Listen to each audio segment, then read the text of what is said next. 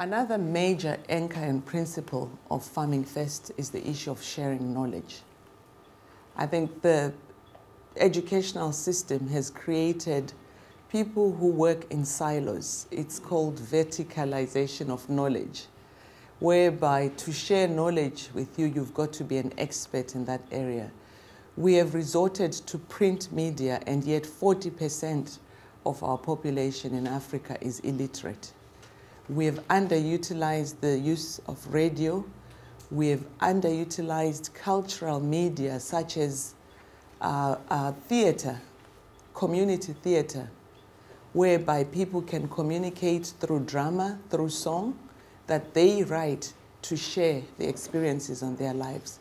But we have promoted more of research that is evidence-based and downplayed anecdotal evidence that our own people can generate and share. Under Farming First, we are calling for improved agronomic education for farmers. This does not just talk about an agronomist coming from a university to teach farmers. It's also talking about farmer-to-farmer learning, creating platforms where farmers can learn from each other. We are also calling for modern technologies. We have seen in India under the Swaminathan Foundation, which you can visit on the website, whereby village knowledge centers have been developed using advanced infrastructure for telecommunication centers, internet centers, where illiterate farmers can go and sit behind a screen and talk to service providers virtually and get information in terms of interventions, technologies that they need for improving their farming. We're also talking of basic data. When we grew up, we've always known, where the country I come from is Zimbabwe, that you have to go and plant on the 10th of November every year.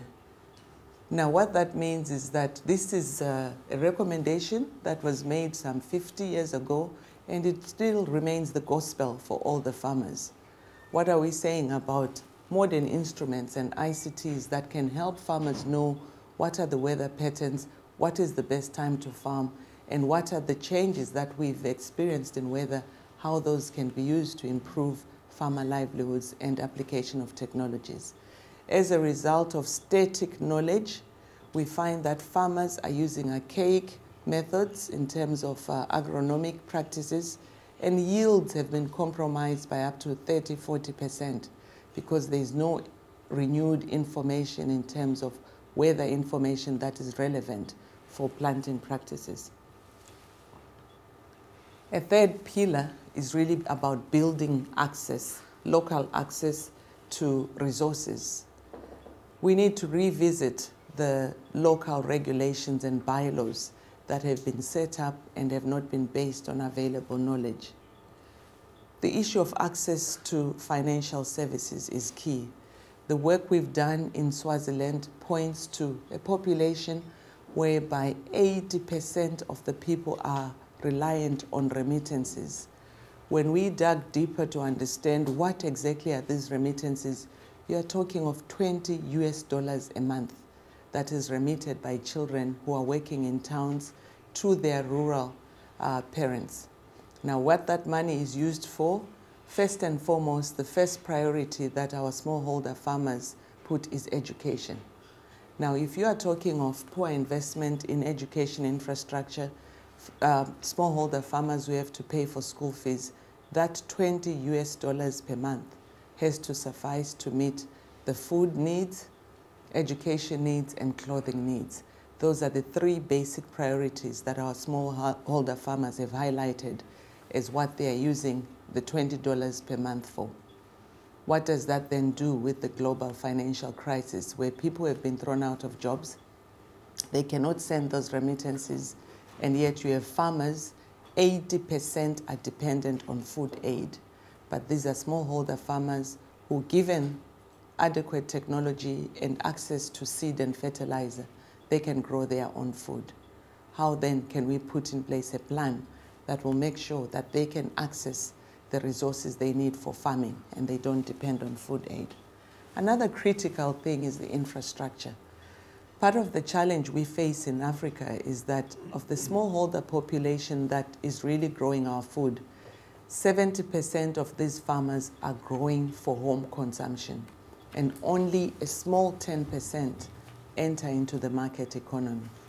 But you find of those who are buying and selling, they sell up to 90% of their produce immediately after harvest, only to come back and re-enter the market and buy.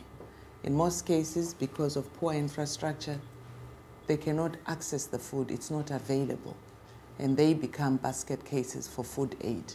And yet these are farmers, if they were given the infrastructure for storage of their food, if they were given access to functional markets, they would know when to sell, and they will have access to, they will have the money to buy when they need the food.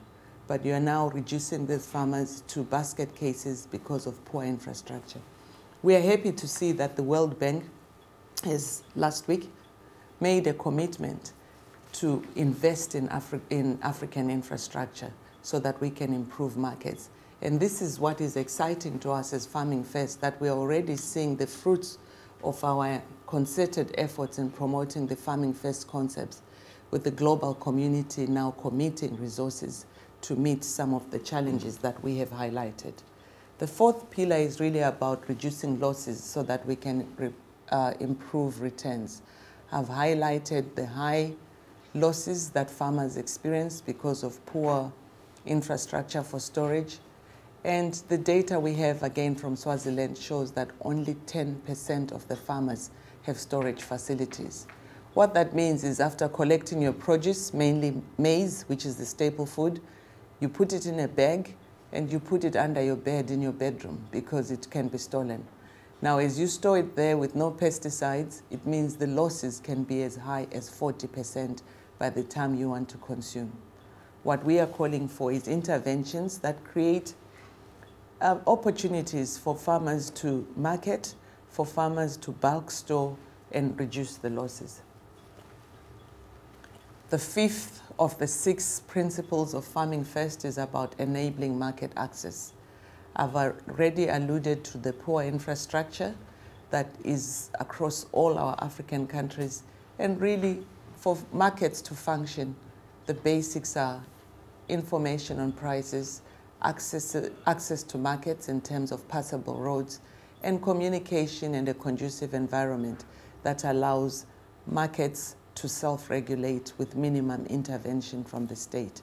And what is coming out clear is that smallholder farmers can feed themselves provided they can buy the inputs they need, particularly seed and fertilizer, at the right time, and they can sell their produce to ready markets. But all this infrastructure is not in place in most of the countries.